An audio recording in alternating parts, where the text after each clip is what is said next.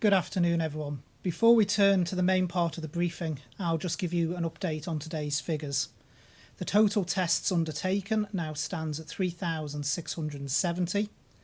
The tests back and returned have both been 3,651, so we have 19 tests outstanding.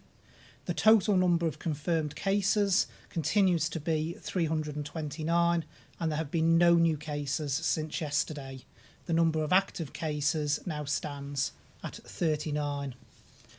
Turning to today's briefing, today is the anniversary of VE Day. Many of us expected to be marking the day by having a street party, taking part in organised events, or by paying our respects at religious services. Today we showed our respect by doing this virtually. Today we demonstrated our dignity by staying indoors. Today we showed our pride in our Manx nation and waved our flag in living rooms and bedrooms rather than outside. And never have I felt so honoured to be a Manxman than to see the island come together in the way that it has today. We have used many references to war in these daily press conferences. We have talked about strengthening our armour, shoring up defences, and our determination to fight back against the virus. Words that were all too familiar in 1945, and words I thought I would never have to say in 2020. We have been and are asking the general public to make sacrifices to their daily lives, changing routine, doing things differently, not seeing friends and loved ones in order to support the greater good of our society. Just as the generation 75 years ago was asked to make sacrifices, much greater sacrifices than the ones we have been asked to make today, with many of them making the ultimate sacrifice, who never again set foot on home shores. And for those that made those sacrifices for us, today we remember them. Today I'm delighted to be joined by Edmund Southworth, the Chief Executive of Manx National Heritage, who will talk to us about how they have supported these virtual events. I am also equally delighted to be joined by Major Charles Wilson, who has played a huge part in organising events, not just today, but to mark the work of the armed services throughout the year and also in previous years as well. Thank you to both of you for your support in organising events today. This morning we joined the United Kingdom in observing a 2-minute silence.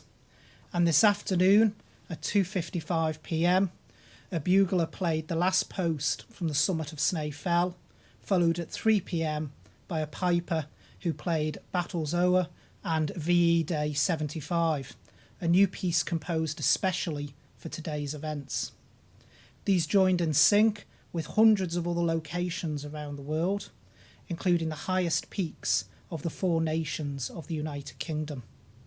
And I would like to echo the Chief Minister's earlier words and thank the bugler Matt Creer of the Royal British Legion and the piper Dr John Struthers of Ellanvannan Pipes and Drums for volunteering to undertake this act of remembrance.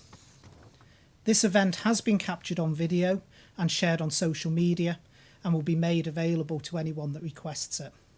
The Treasury has issued a commemorative gold sovereign and a special issue of 50p pieces with images of VE Day in 1945, including Churchill with his famous V for Victory hand gesture, Manx residents celebrating in the streets, and a soldier returning home to his family.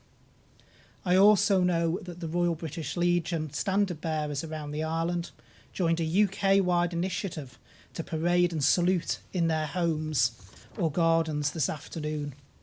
I would like to thank everyone who shared their photos on social media, and for those that haven't done so yet, please do so. If COVID-19 has taught us anything, it shows that we can work as one island, as one community, and we showed that again today. Thank you to everyone who used the VE Day toolkit to throw the stay-at-home garden party and who stayed at home to participate in the nation's toast to heroes. So I will now hand over to Edmund for the role Manx National Heritage have played today. Thank you, Minister. The Isle of Man has always played its part in defending Britain and the Commonwealth. Our position in the centre of the Irish Sea is clearly strategically important, and it's been so in two world wars. World War II in particular saw 3 airfields constructed, a massive undertaking, and a wide range of training establishments based here for the UK effort. As in every conflict before and since, Manx people joined the military, serving in many different branches of the armed services around the world. Civilians too joined the war effort. For example, in the ships of the Steam Packet Company, requisitioned and then sadly lost at Dunkirk. The economic impact on the home front was dramatic, with tourism halted overnight, and we know what that's like. And the presence of so many members of the armed forces and indeed civilian internees brought significant change to the island's way of life. It's not surprising that the end of the war brought huge relief. Life was to remain tough for many years to come, but VE Day was a brief opportunity for the community to celebrate together. Manx National Heritage has been proud to work with partners such as the British Legion, Culture Vannin, the Department for Education, Schools and Culture to support the anniversary of VE Day. This has included reminding people about music and wartime recipes for people to have their own garden party. And as you've heard from the Minister, the toast at 3 p.m. today, which I did with a cup of tea and Glenn Miller in the background. M&H holds the national memory in the form of archives and artefacts from the island's history. And over 1 million of these records are digitised. We've made all of these available to our local and worldwide community free of charge at this time. And this week we've curated a very special selection of 100 images representing the 6-year wartime period. In 1945, the newspapers of the time reported in great detail the events around VE Day. We've drawn a special selection of these together, again, online. They are especially poignant as they list many of the servicemen and women who had been in prisoner of war camps and were now returning to the island to see their loved ones for the first time in years. And of course, there were lists of all those who would never be returning. Our Labyrinth History and Action players have used extracts from the newspapers to retell just a selection of these personal stories, which have been broadcast today in 3 programmes on Manx Radio. And if you haven't heard them or want to hear them again, tune in from 8:30 p.m. tonight on Manx Radio just before the Queen's address to the nation. It's been a real privilege to support our community in this way at this time, and I'm very grateful to all my team who've made it possible. Thank you, Minister. Thank you very much, Edmund. And if I can now hand over to Major Wilson. Thank you, Minister. First of all, I would like, on behalf of the military community, to thank you and your staff for all the work that you've been doing. We think that it's been absolutely excellent. You made correct decisions to close down as quickly as possible and to seal the borders of our island. And we are grateful for that because you have surely, in doing that, saved lives. Thank you. The Royal British Legion is, of course, the guardian of remembrance. Now, normally that remembrance has been with regard to military remembrance. This year, because of COVID-19, it has brought a different perspective for us. And we are remembering all the deaths that have occurred, but we're also remembering all the effort that has been put in.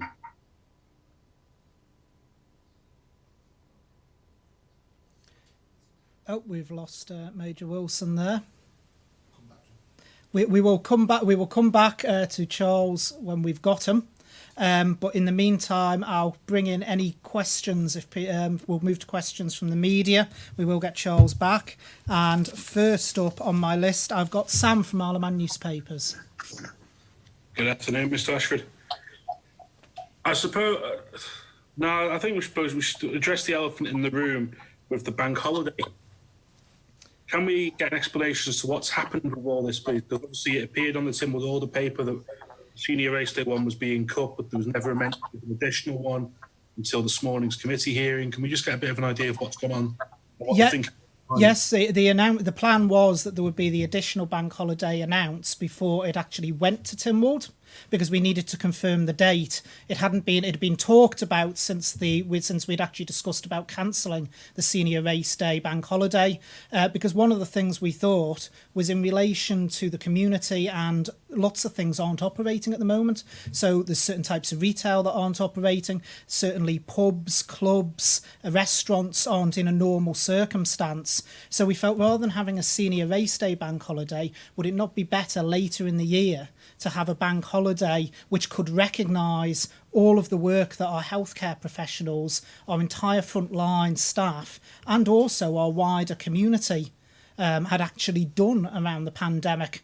So there was various dates floating around, so one hadn't been agreed on. This obviously came up at the press conference yesterday. The Chief Minister gave a straight answer to a straight question. He was asked, was Senior Race Day being cancelled? And the answer was yes. But at that point, we couldn't confirm the other date because Council of Ministers hadn't approved it.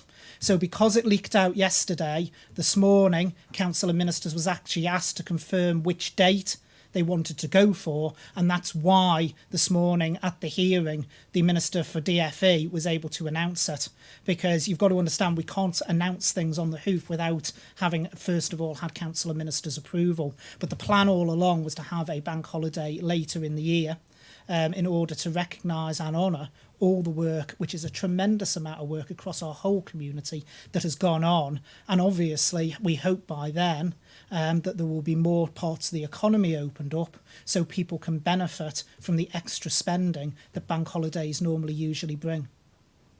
And if you want to go back to Major Wilson and then come back to me. Yes, Charles is back with us, so we'll go back to you. Sorry, Charles, we lost you briefly there. I'm not quite sure where, but it's not unusual for me to get lost. I'm not quite sure exactly where we got lost. However, talking later in the year, I have agreed now with the Chief Minister that on November 22nd, we will hopefully hold an event in the Villa Marina, and that will fold in all our military days of the year. Now, we've missed this, we've missed Armed Forces Day, which was going to be at the end of June. We will miss VJ Day, and we must not forget VJ Day, because in England that is going to be commemorated on the 14th of August. And then, of course, Armistice itself. So I've agreed with the Villa Marina to run an event on the 22nd of November. So we will be rolling up all the military events into that on the 22nd of November. And I'm looking forward to that enormously. The idea is that we will hold a divine service, and hopefully at that time, the bishop, the Lord Bishop, will sign the Armed Forces Covenant, because I have agreed with the diocese that they will be part and parcel of the Armed Forces Covenant.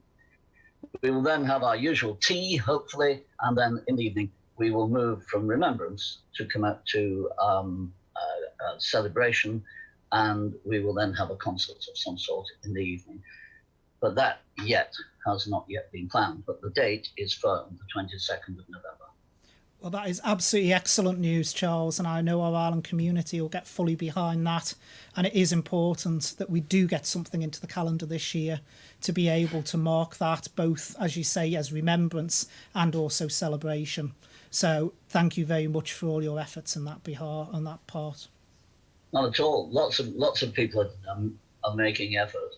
And of course, contact has been maintained by the military charities, and particularly by the Royal British Legion and SAFA, during this time with people who are in need.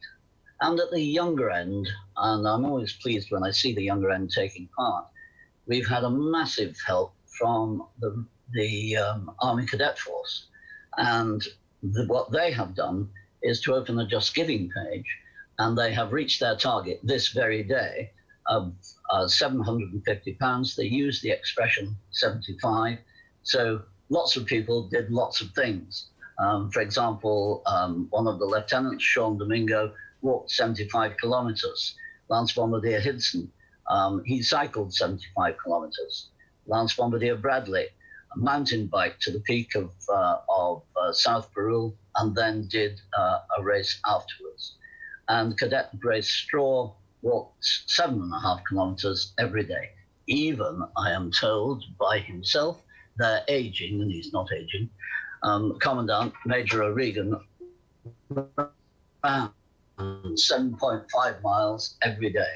So the Army Cadets have been really involved in this, and it's great to see those young people doing things which are focused on the whole business of COVID-19. Absolutely marvellous, some absolutely amazing achievements in there, and as always supporting our Ireland community at the same time. So again, thank you to everyone who's been involved in all of those events, even if it's just supporting it monetarily. It will make a big difference. Thank you. So we did it. We went away from you, Sam, so we'll come back to you. Thank you. I'd like to ask Major Wilson and Mr. Southworth how, with events like this, and then throughout the year, how engaged they find the younger generation in celebrating and commemorating these events, and interested to learn about the history of the armed forces, both in the island and wider. I'll go first. Certainly the schools have been involved, and that example which I gave just now of £750, and the Just Giving page is still open, so I might as well put a plug in for it. If you're going to justgiving.com/fundraising and then search for 75 for VE 75, and you'll get into the Isle of Man Army Cadet Force fundraising page. Go for it. They've reached their target, as I said today. They've got £750. Okay. We lost you slightly there, Charles, but I know I know there's been lots of participation by young people. I know the schools and Manx National Heritage as well have been doing an absolutely wonderful job in getting messages out there, explaining it, and there's been real engagement. So I know certainly from young people, I know they are very much engaged with what's going on. I hope you didn't lose the Just Giving page, did you? We didn't. We just got that, Charles. You're all right. You managed to get Great. the plug in there perfectly well. Okay, next up, I've got Tim from Manx Radio. Man, get on net and get giving. Okay, Tim from Manx Radio. Yes, obviously commend the work that Edmund and Charles have done, especially with the circumstances they've had to deal with. And I just want to return to the Senior Race Day bank holiday. It didn't leak out, as he suggests, because it was on the Tynwald order paper for the May sitting. And there was no mention in that. It was just a straightforward, in the explanatory note, a straightforward cancellation. The smell, I think, here is that there's been a bit of a U-turn here by government, and that's the accusation that's being made quite widely. Well, I can fundamentally say that is not true. I sit on Council of Ministers as a minister. It was very, very clear when we first discussed it that with the cancellation was in order to come up with a date later on, in order to celebrate our workers and our workforce and what everyone's done with the pandemic. That was clear from the first moment Council of Ministers discussed it. What we hadn't decided on was a date. There were plans that before we actually got to the Tynwald sitting, it would actually be announced that we were moving another one. But in terms of me saying about leaking yesterday, my understanding was this press conference was held before the Tynwald order paper was published, was my understanding. That was my understanding. But if that's incorrect, then it's incorrect. But certainly I can categorically say that there was always plans that there would be a bank holiday later in the year, because a lot of the economy is only just coming back into normality. Bank holidays can be a massive boost for our economic output, particularly around bars, clubs, restaurants, and they would be missing out on Senior Race Day. So it is much better, we think, and particularly with all the hard work that's been done, to be able to do it later in the year. And of course, the favoured date, which has now this morning been approved, which is the August, means that we have a 4-day bank holiday weekend. So that was the issue. We didn't have an approved date at that time. So the Chief Minister yesterday would have been damned if he did and damned if he didn't, because if he went out and said, well, actually, we're planning the bank holiday later in the year, and then it wasn't approved, then it would have backfired. If he didn't announce it, as he didn't, because we hadn't have it approved at that point, then obviously there's accusations of a U-turn. But I can categorically say right here, right now, that every discussion we have had around this at Council of Ministers has mentioned a later bank holiday in the year. Thank you for clarifying that. It's more that this even came about because a lot of the comments we got were from the very frontline workers that we're talking about who work nearly all the hours they can. It's embedded in many employment contracts, and this was something that they were looking forward to. Yeah, and that's exactly one of the reasons why we were looking at a bank holiday later in the year, because we do recognise it is embedded in some employment contracts, particularly in DHSC. My department, they've got the entitlement to the 10 bank holidays. We think it is pay, isn't it, as well? So we think that it is much better to hold one, recognising all the hard work that they have done later in the year, where our entire wider economy can actually get the benefit of that as well, than doing it when we're far from normal. It would be in many ways, if we held the senior race day bank holiday with where it is, in many ways it'd be just like a normal day. It wouldn't really be that bank holiday. And let's not forget, we were in lockdown over Easter as well. So by doing it in the August, we've got that 4 days, which will make up for Easter. Okay, next up, I've got Rob from 3FM. Good afternoon, Minister. Hope you're well. Sorry to go on at the same subject here, but with regards to the bank holiday.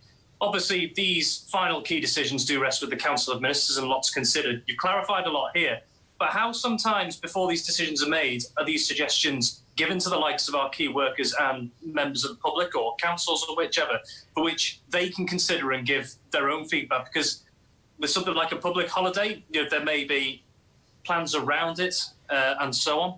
Well, I mean, this took a life of its own, obviously. I don't think there's ever been so many people pay attention to the Tynwald Order paper, perhaps, as that we've had yesterday. But the key thing is, the whole plan was to announce it as a package before Tynwald. So before we got to the actual sitting, there would be an announcement saying, as people will be aware, we're cancelling the Senior Race Day bank holiday, but we're planning on the bank holiday later in the year. That was always the plan for it. But obviously it took legs of its own yesterday when the Tynwald Order paper came out with the order on it. So we had to advance our plans and get approval for the date this morning so we could get it out there, the message that we were looking at something later in the year. So in terms of engagement, obviously it is entirely in the government's hands. When the bank holidays are, they're moved by order through Tynwald. But we were planning, to be frank, and maybe it was very naive of us thinking back, we were planning on it being a nice surprise for people to say we wanted to have a day to recognise our frontline workers and all the work they've put in, because the work and effort that people, particularly in my department and others like across Home Affairs and even out in the wider community, have put in to keep our island safe has been absolutely phenomenal. I've said time and time again how impressed I am with the way people have reacted.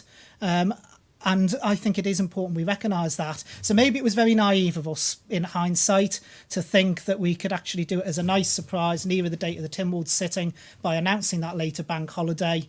But that was the way it was designed.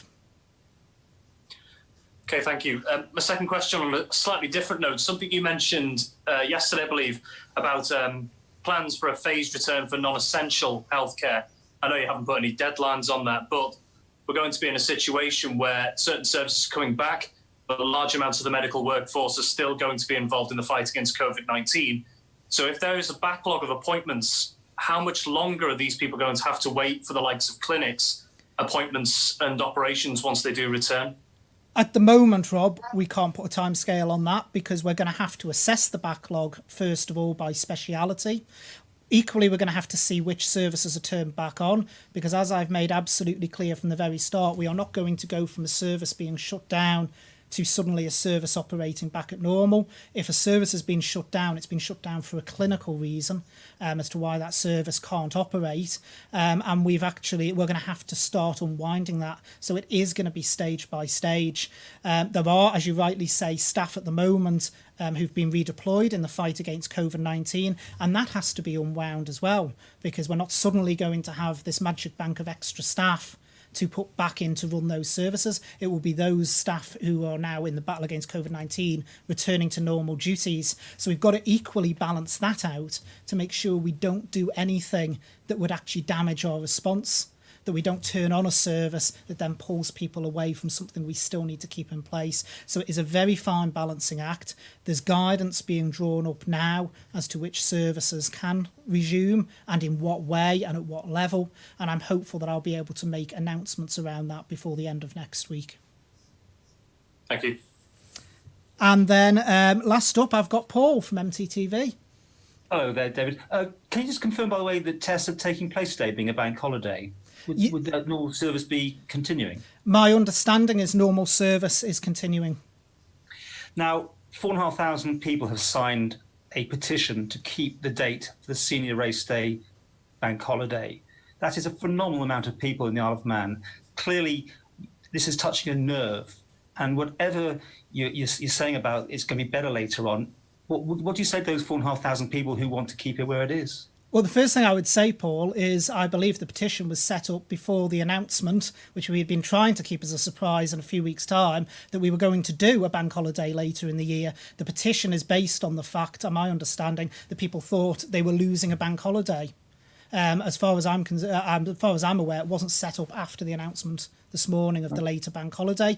I've corresponded with quite a lot of people since yesterday, and every single one of them, I can actually say every single one that I have responded to since yesterday, and it's quite a number, when I've gone back and explained what was planned, they've actually come back and said, great idea, and they've been on board with it. Okay, so you're putting hope on the 28th of August. What happens if we're not in a position, there's another spike, whatever? What do you do then? Do you move it again, or do you go ahead with it under lockdown situation? Well, I think the problem with the bank holiday is you can't... Well, first of all, we're not in lockdown situation unless we go very, very much backwards. We're in a stay safe mode now. We are restricting I know what you mean about restrictions, but what I'm saying is we've got to fix a date. Bank holidays are done by statutory order, so they've got to come before Tynwald. Bear in mind, the reason we had to get the Senior Race Day one to Tynwald when we do is we've got to hit the May deadline for this sitting. The August one wouldn't necessarily have to come forward as a statutory order until August, but because the Senior Race Day is at the start of June, the last a regular sitting of Tynwald for the order to come to is this month's. So we've got longer to get the statutory order for the next one in. We should be certainly on our plans, the way we're looking, it should be fine for that far out, the 28th of August. I personally think it's an ideal date because, like I say, it gives the 4 days then. We had disruption during Easter, and it gives people a decent break for those who can take the bank holiday. People pencil it in, or should they say that's definitely going ahead? Well, let's pencil things in for now, but I'd say it's as firm a definite as you can possibly ever give. But certainly we will be having a bank holiday to celebrate the work that the whole community and all of our professionals have done in pulling the island together at this very difficult time. And will Tynwald Day definitely be a holiday, or would that be likely to There's change? no change at all to Tynwald Day. There's never been any plans to change Tynwald Day. Tynwald Day is our national day. It is staying in the calendar. It has always been in the calendar, and it's not going anywhere. Okay. Okay, Sam, you've got another question? I just wonder if we could ask Major Wilson, Mr. Southworth, how they're spending VE Day with obviously commemorations being dropped. It'd just be interesting to see what they've decided to do for the day. So not to put him on the spot, but I'll take Charles first. Hi. I've had my garden party. I've been allowed to invite one person, so I invited our friend Mervyn Stokes. If you drive by my house, you will see that it is liberally decorated with bunting, Manx flags, British Legion flags, and the Union flag. And we sat in the garden at a respectable and proper distance. We didn't have a cup of tea. We had you were all waiting for me to say that we had a drink of alcohol of some sort. No, we didn't. We had a cup of coffee. We celebrated morning coffee, and people waved as they went by, and people tooted their horns, and it's been great fun. I've had a very good VE Day. And Edmund, would you like to come in? My wife and I have been sat outside as I said earlier on, a cup of tea and listening to Glenn Miller on the radio. But really just personal reflection. I've been privileged, as I say, to see the work that my team have done on collecting some of the extracts from the Manx newspapers from the day, and it's very sobering to read the personal reflections of individuals who'd lost family members, and to just reflect. I was reflecting on my own father's war service, and the family implications of this. So whilst we've not been celebrating, with gin tonic and all the cake, it's been a very interesting time, and actually having time peaceful without planes overhead, without the traffic noise, just to reflect on some of these things is actually quite sobering, and sometimes a good thing to think back and, yes, we're celebrating, but also we're commemorating, particularly those who didn't return. And Tim, I believe you've got another question. Yeah, just all three of you, your thoughts on, obviously we're going through something that many of us haven't in our lifetime experienced, but it pales into insignificance to a degree, the sacrifices that we're making by staying behind a closed door compared to wartime, the Second and First World Wars, particularly the second with the bombs raining down.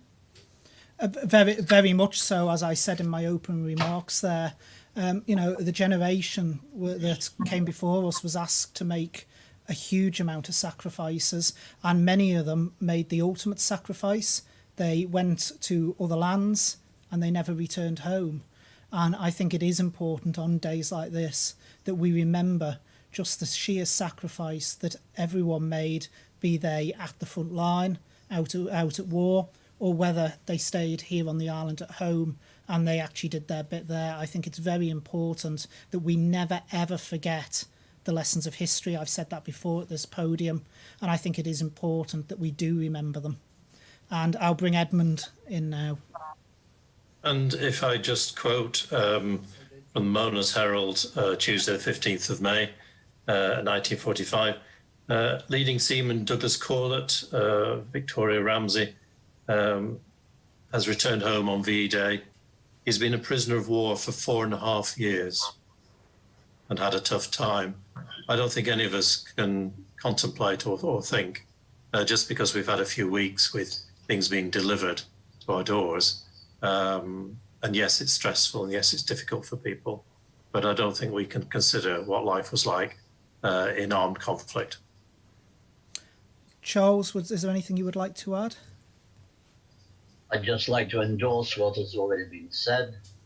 And this morning, for example, during our simple garden party, we of course stood at 11 o'clock and held our 2-minute silence. And you are quite right, all of you, in that the sacrifices that were made during the war were of course enormous. However, sacrifices have been made in this present crisis, particularly in the United Kingdom. And I think that also has brought life into perspective for us. And we need to remember that as well. Thank you. Before we move away from questions, there's two things I want to raise. First is a post I saw circulating on social media last night about healthcare workers at Nobles and in relation to the positive cases. As I confirmed, there was 2 of the cases confirmed over the last couple of days were healthcare workers. There was one earlier in the week as well. So it is correct that there were 3 cases. None of them, through the contact tracing so far, have been identified as having the contagion because of their work. I need to make that absolutely clear. But obviously there were certain comments made in that particular social media post that I do want to address, which is firstly, there was 2 of the healthcare workers that worked in the same area, not all 3. The other one worked elsewhere. And the other thing I need to raise is that when people work in the environment as these 2 healthcare workers do, they work in full medical grade PPE. Now, the thing with PPE is it protects the wearer, but it also helps at medical grade, it protects those around them as well. So contact tracing has been done as it would in all cases. So the people who are at risk are not people who are working with them who are also in full medical PPE, but it's those who would come into contact with them when they are not wearing the PPE. That contact tracing has been done, and those people who have come into contact with them when they haven't been in PPE have been advised to self-isolate. Infection control has been in as well and has assessed the process, and they are content with the actions that have been taken. And so all those that are relevant and are classed as a risk by these two cases have already been contacted and identified. I have to emphasise again that unfortunately social media is a great tool. It keeps people in touch with one another, particularly at times like this. But sometimes it can also have the wrong effect, and sometimes posts without the full detail and the full context can be unhelpful. So I know, Paul, you probably want to come in on this, so I'll let you come in and then I'll expand I touched further. on a care home, didn't I, the other day? Can you confirm or deny or tell us anything if there is an association with a care home with these workers? You've actually taken the second point I was going to take. It's not these workers are Nobles Hospital workers, these three. I'll come to care home in a minute, if I may, if I just finish this point. So the risk around healthcare workers and those who come into contact with them are those not that are working with them in PPE, but those that are around them when they're not wearing PPE. Because the whole point of PPE is it lowers the risk, it keeps the other people safe as well. That contact tracing has been done as normal, and anyone who is at risk has been advised to self-isolate accordingly. In relation to the care home, I got the information after we spoke yesterday. There has been one positive case in one other care home. At the moment, I can't name that care home because there is still just the one case, so it's classed as identifying that patient. But obviously, if there's any further cases, then I can name it. But in relation to that, there have been further testing undertaken, and all other tests have come back negative. And will you be now taking complete tests of everyone in that care home, the workers, all the residents? Will they now all immediately have a test? So those that are at risk, so associated with this case, testing has been undertaken, and my understanding is all those other tests have now come back negative. The person is not a hospital admission. They have been moved into Newlands, I believe, which of course is our community part up at the hospital, but they are not actually an admission to hospital, and they are recovering as normal while a deep clean takes place of the area they were in. Okay, Tim? Yeah, I think I know the post you're referring to, and it was a post, I think, from somebody who worked in that particular department, and they were asking for the other members of staff to be tested. Is that the one you're referring to? It is indeed, and I think we've got to remember there's a misunderstanding here again, which I have to address several times, around testing and the purpose of testing. Testing is to identify if people are showing symptoms. The general purpose for testing is to actually identify if they have COVID-19, and then off the back of that find out who they've been in contact with and self-isolate. As Dr. Khan explained last Monday when he stood here at this podium, if you test early in someone's asymptomatic stage, there is a risk of ending up with a false negative, where you will end up with a negative result back because it's the early stages of incubation of the virus, but the person still is asymptomatic and going through that journey. So we are expanding tests for key workers, but I say again, it's targeted testing in certain circumstances. Anyone who has been working with the person in full PPE would not require a test because they've been wearing the relevant protective equipment. We have actually had infection control in to check. They have checked the logs, they have checked how the equipment's been being used, and they have confirmed to us that that equipment has been in use and it has been used correctly, which will protect those working around the individual. So are we referring to one of the COVID wards here? We're talking about full PPE. I'm not allowed to divulge. I've been instructed or told I'm not allowed to divulge precisely where, because again, it's identifying information which could be relevant to the two healthcare workers. But what I can say is they are related to Nobles Hospital, but what they do and they undertake, they would be wearing the relevant PPE.